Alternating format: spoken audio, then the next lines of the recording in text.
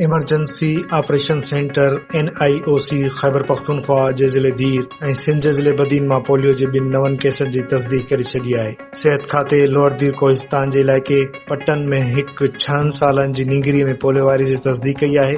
NIOC मूजिब हिन साल ख़ैबर पख्तूनख्वा में पोलियो केसनि जो अंग वधी 13 ताईं पहुची वियो आहे।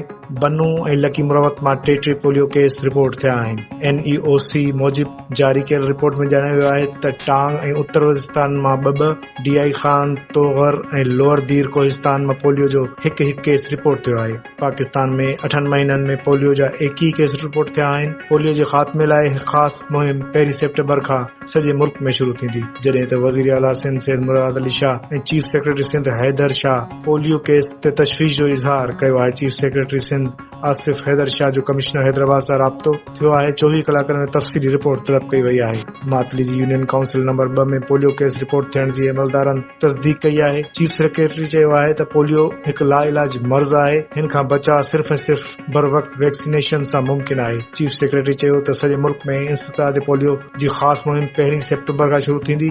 वालदेन ॿारनि खे ज़रूरी क़तरा पियारनि। वालदेन पंहिंजे ॿारनि खे पोलियो जा ख़तरा पियारे सॼी उमिरि जी माज़ूरी खां बचाए सघनि था। इंसदाद पोलियो मुहिम जी कामयाबी लाइ वालदेन, कम्यूनिटी ऐं मकानी क़यादत जो भरपूर किरदार इंतहाई अहम आहे। पोलियो खां बचाव सां गॾु हिफ़ाज़ती टीकनि जो बर वक़्त कोर्स मुकमल कराइण बि लाज़मी आहे।